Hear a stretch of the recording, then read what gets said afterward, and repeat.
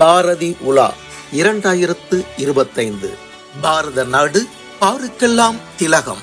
வழங்குவோர் techno products, தபம்ஸ் group of companies, auditor NRK, Savithri foundation, Manivasagar பதிப்பகம், Chennai Sai Sankara group of matrimonials, Bharathi Priya trust மற்றும் விசு கல்வி அறக்கட்டளை.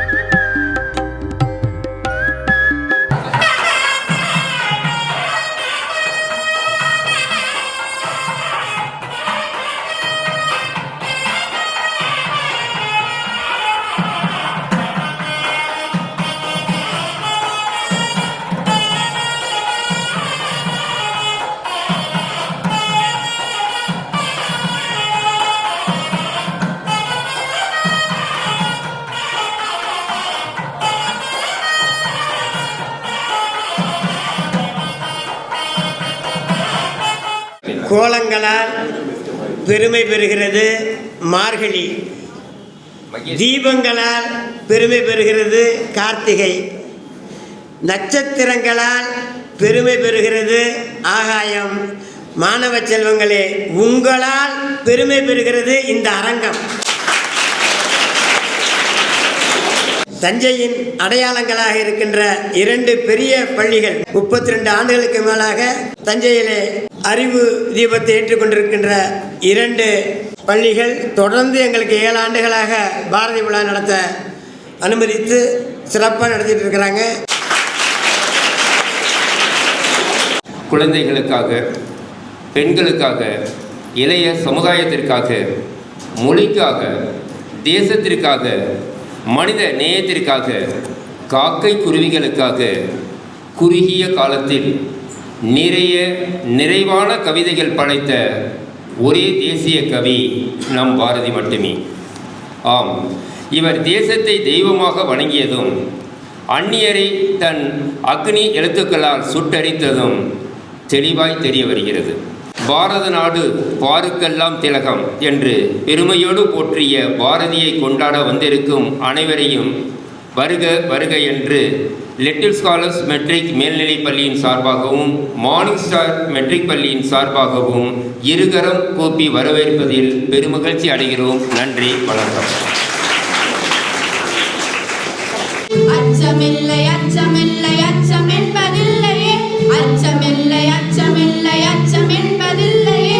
இச்சகத்துள்ளோரெல்லாம் எதிர்த்து நின்ற போதிலும், இச்சகத்துள்ளோரெல்லாம் எதிர்த்து நின்ற போதிலும் அச்சமில்லை அச்சமில்லை அச்சம் என்பதில்லையே, அச்சமில்லை அச்சமில்லை அச்சம் என்பதில்லையே.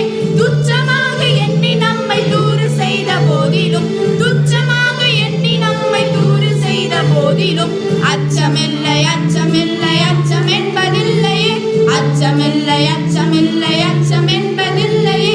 பிச்சை வாங்கி உண்ணும் வாழ்க்கை பெற்று விட்ட போதிலும், பிச்சை வாங்கி உண்ணும் வாழ்க்கை பெற்று விட்ட போதிலும் அச்சமில்லை அச்சமில்லை அச்சம் என்பதில்லையே, அச்சமில்லை அச்சமில்லை அச்சம் என்பதில்லையே.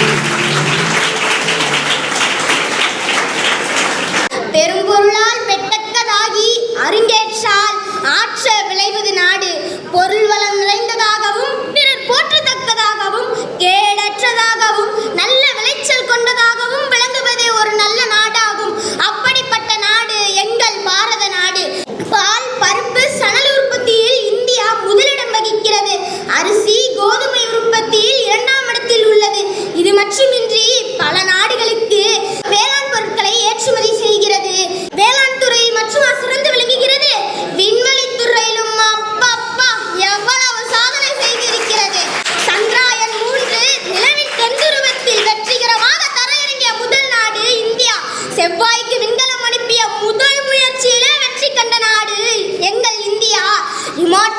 செயற்கைக்கோள்கள் மூலம் பூமி முழுவதும் கண்காணிப்பில் வைத்திருக்கும் நாடு நம் இந்தியா. சக்தி வாய்ந்த ராக்கெட்டுகளை உருவாக்கி நடைபாதையில் நிலைநிறுத்துவதில் இந்தியா. அது மட்டுமா, செவ்வாய்க்கு விண்கலம் அனுப்பிய 6வது நாடு நம்முடைய இந்தியா. நிலவிற்கு விண்கலம் அனுப்பிய 4வது நாடு நம்முடைய இந்தியா. இது ஏன், உலகிலே மிகப்பெரிய ரயில்வே ராணுவத்தை உடைய 3வது நாடு நம்முடைய இந்தியா. வளர்ந்து வரும் பொருளாதாரத்தில் 2வது இடத்தை பிரித்திருக்கும் நாடும் நம்முடைய இந்தியா.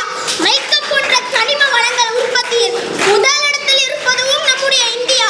உலகிலே மிகப்பெரிய அஞ்சல் சேவை வலையமைப்பை கொண்டுள்ளதும் நம்முடைய இந்தியா. பொன்னொழிர் பாரத நாட்டெங்கள் நாட்டே போற்றுவோம் இட்ட எமக்கில்லை ஈடு என்ற பாரதியார் போற்றுதற்கது போல் இந்தியாவின் எதிர்காலம் பலமானதாகவே உள்ளது. பாரதத்தில் தோன்றிய யோகா, ஆயுர்வேதம் போன்ற பாரம்பரிய அறிவியல் இன்றும் பல நாடுகளில் பின்பற்றப்படுகின்றன. இவ்வளவு ஏன், 0 அல்லது 0வை கண்டுபிடித்து நடைமுறைப்படுத்தியவர்கள் நம் இந்திரியர்கள் தான். எங்கள் பாரத தேசம் என்று தோள் கொட்டி சொல்லுவோம் என்று பாரதியார் ஏன் பாடினார் என்று தெரியுமா? உலகிலே மிகப்பெரிய இமயமலையும் வற்றாத கங்கை நதியும் வேதங்களை உடைய நாடு கௌதம புத்தர் தோன்றிய இந்நாடு. மத வேறுபாடாலும் மொழி வேறுபாடாலும் பிரிந்திருந்தாலும் வேற்றுமையில் ஒற்றுமை காண்பதில் பாரத நாடு பாருக்கெல்லாம் சிறந்த நாடாக விளங்குகிறது.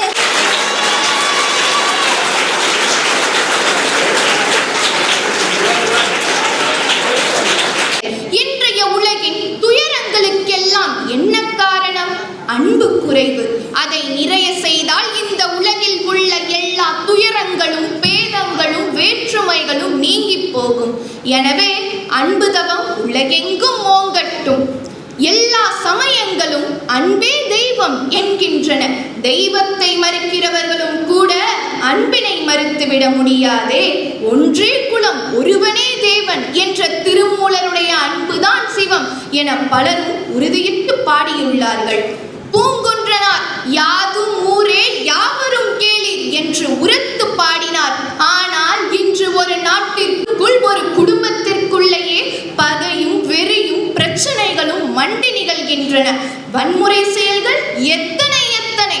அச்சத்தினாலும் அருவருப்பினாலும் ஆத்திரத்தினாலும் அன்பு காட்டப்பட வேண்டிய உறவுகள் எல்லாம் பகைக்கு ஆட்படுகின்றன. அன்றைய வரலாற்று நாட்களில் ஒரு குடும்பத்தில் தாத்தா, பாட்டி, அப்பா, அம்மா, பெரியப்பா, பெரியப்பா என பல்வேறு உறவு கொண்ட பெரும் குடும்பமாக வாழ்ந்ததற்கு வரலாற்று காரணம் என்னவென்றால் அன்பு. அன்புதான் முதலாக நிற்கிறது. ஆசை முகம் மறந்து போச்சே, இதை யாரிடம் சொல்வேன் அடித்தோ.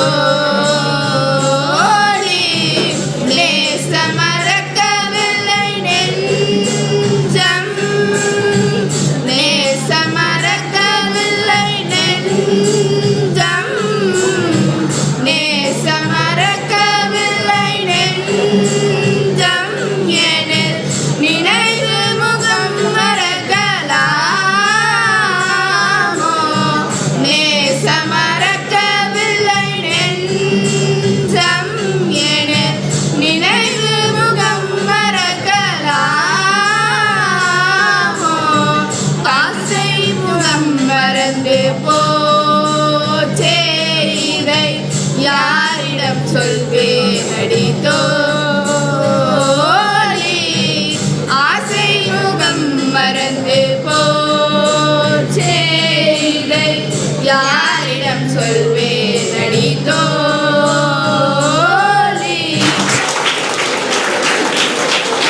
இன்று இஸ்ரேல் காசாவில் இனப்பிரச்சனை, ரஷ்யா உக்ரைனில் நிலப்பிரச்சனை, இந்தியா இலங்கை எல்லை தாண்டிய பிரச்சனை, உலகில் பிரிவினைக்கு பஞ்சமில்லாமல் மிகுந்து காணப்படுகிறது.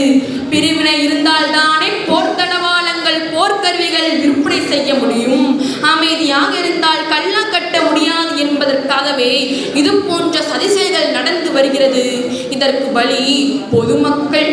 நானிலிருந்து புறப்பட்ட அம்பு போல அநியாயங்களை தட்டி கேட்க முதலில் நாம் ஒற்றுமையோடு இருக்க வேண்டும். வேற்றுமையிலும் ஒற்றுமையோடு இருக்கும் வழிகளை பற்றி பார்ப்போமா?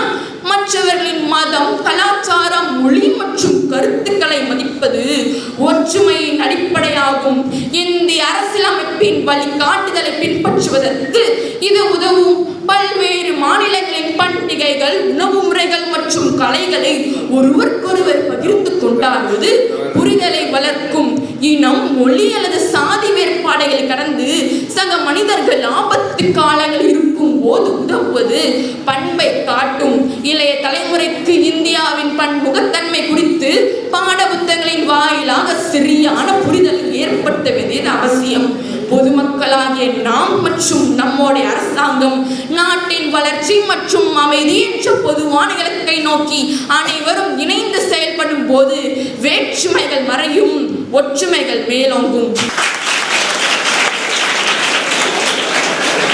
நாம் பெற்ற சுதந்திரம் வேற்றுமையிலும் ஒற்றுமையாய் இருந்ததனால் கிடைக்கப்பட்டது. ஜல்லிக்கட்டு போராட்டம் மெரினாவில் நடந்தது எப்படி? நாம் வேற்றுமையால் ஒற்றுமையுடன் இருந்தோம்.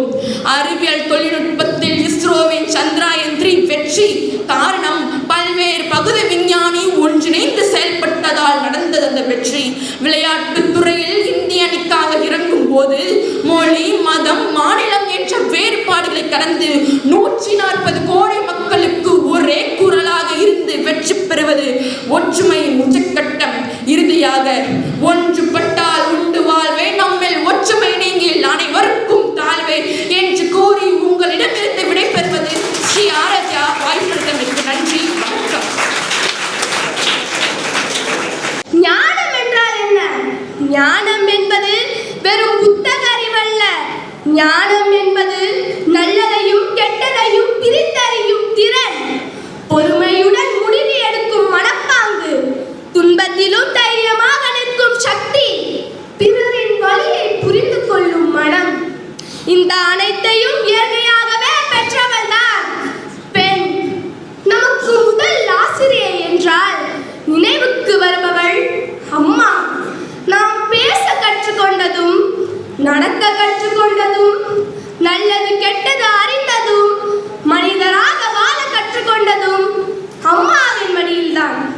அவள் பள்ளிக்கு செல்லாமல் இருந்திருக்கலாம், அவள் பள்ளிக்கு செல்லாமல் இருந்திருக்கலாம், ஆனால் வாழ்க்கையை முழுமையாக வாழ கற்றுக் கொடுத்தவள். இதுதான் பெண்ணின் ஞானம். ஒரு பெண் மகளாக பிறந்து மனைவியாக மாறி தாயாக உயர்ந்து சமூகத்தின் முதுகெலும்பாக நிற்கிறாள்.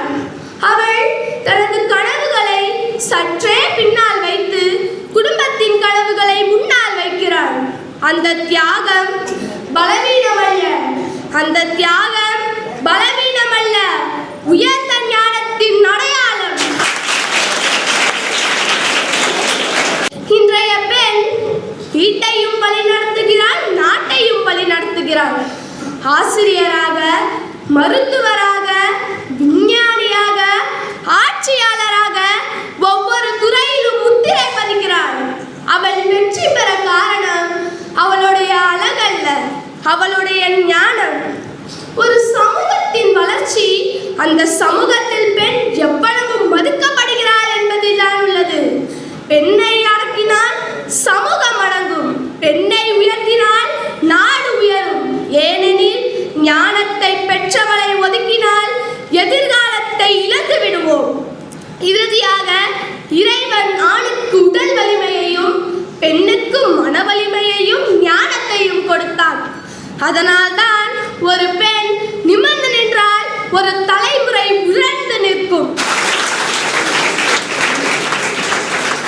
சின்னஞ்சிறு கிளியே கண்ணம்மா செல்வ களஞ்சியமே,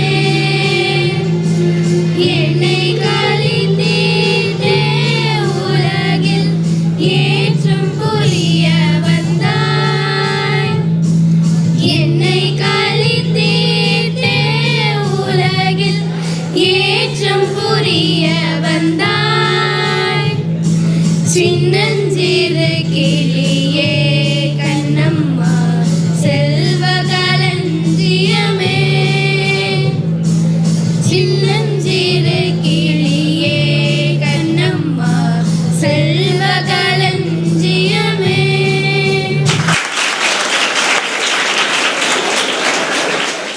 அன்பார்ந்த நண்பர்களே, இந்த உலகில் மிக முக்கியமான சக்தி எது என்று கேட்டால் அதற்கு பதில் திறமை என்பதே. பணம், பதவி, புகழ் அனைத்தும் ஒரு நாள் மாறலாம். ஆனால் ஒருவரின் திறமை மட்டும் அவருடன் எப்போதும் பயணிக்கும். திறமை என்பது என்ன? திறமை என்பது பிறவிலே கிடைப்பது மட்டுமல்ல, முயற்சியாலும் பயிற்சியாலும் விடாமுயற்சியாலும் வளர்த்து கொள்ளக்கூடிய ஒரு சக்தி தான் திறமை. இன்றைய உலகில் மதிப்பெண் மட்டும் வெற்றிக்கு போதுமானதா? பட்டம் மட்டும் வாழ்க்கையை வழிநடத்துமா? இல்லை நண்பர்களே, மதிப்பெண் நமக்கு வாய்ப்பை தரலாம். அந்த வாய்ப்பை நிலையான வெற்றியாக மாற்றுவது நம் திறமையே. ஒரு மாணவன் புத்தக அறிவில் மட்டும் சிறந்து விளங்கினால் போதாது. அவனிடம் பேசும் திறமை, சிந்திக்கும் திறமை, முடிவெடுக்கும் திறமை, பிரச்சனைகளை தீர்க்கும் திறமை, இந்த அனைத்தும் இருக்க வேண்டும். இதுதான் உண்மையான மேல்நிலை. அன்பார்ந்த நண்பர்களே, நாம் அனைவரும் இன்று முதல் ஒரு உறுதி எடுத்துக்கொள்வோம். தினமும் ஏதாவது ஒரு புதிய விஷயத்தை கற்றுக்கொள்வோம். நம்பிக்கையுடன் முன்னேறுவோம். நம் திறமையை வளர்த்துக் கொள்வோம். நேரத்தை வீணடிக்காமல் பயன்படுத்துவோம். அப்போது நிச்சயமாக திறமையால் இங்கு மட்டுமல்ல, உலக அளவிலும் மேல்நிலை சேரும். சாதாரண வழக்கறிஞராக இருந்த வ.உ.சி. இந்திய பொருளாதார கொடுமையை கண்டு பொங்கி எழுந்தார். ஆங்கிலேயர்களின் ஆதிக்கத்தை உடைக்க 1906 சுதேசி நாவாய் சங்கம் என்னும் இந்திய கடல்வழி வணிக நிறுவனத்தை தொடங்கினார். ஆங்கிலேயர்கள் அதற்கு பல முட்டுக்கட்டைகள் இட்டனர். மக்களை மிரட்டினார். ஆங்கிலேயர்களின் கப்பல்களின் கட்டண விலையை அதிரடியாக குறைத்தனர். என் நாட்டை சுரண்டும் கொடுமையை நான் ஒருபொழுதும் அனுமதிக்க மாட்டேன் என்று கூறி அவரது சொத்துக்கள் அனைத்தையும் விற்றும் மக்களிடம் நிதி திரட்டியும் 2 பெரும் கப்பல்களை வாங்கினார். அதனால் ஆங்கிலேயர்களின் அரசு அவருக்கு தேச துரோகி என்னும் பட்டத்தை குட்டி இரட்டை ஆயுள் தண்டனை விதித்தது. சிறையில் அவரை ஒரு மாட்டை போல செக்கெடுக்க வைக்கப்பட்டார்.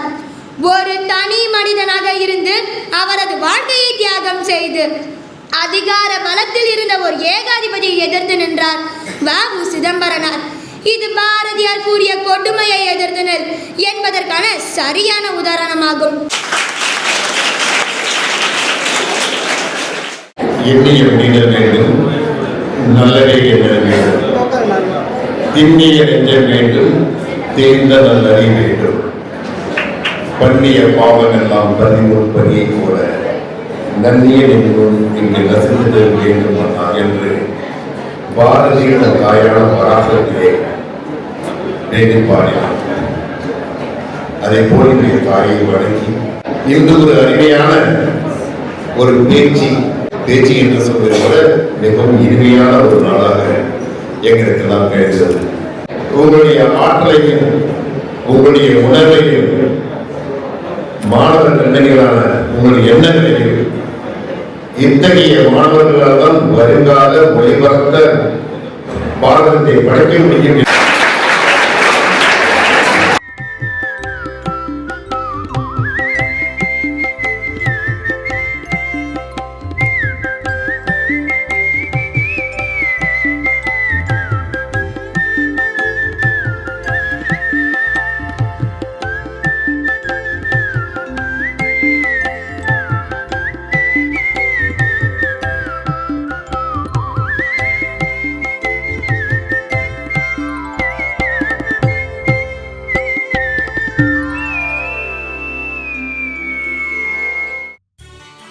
பாரதி உலா 2025 பாரத நாடு பாருக்கெல்லாம் திலகம். வழங்கியோர் டெக்னோ ப்ராடக்ட்ஸ், தபம்ஸ் group of companies, auditor NRK, Savithri foundation, Manivasagar பதிப்பகம், Chennai Sai Sankara group of matrimonials, Bharathi Priya trust மற்றும் விசு கல்வி அறக்கட்டளை.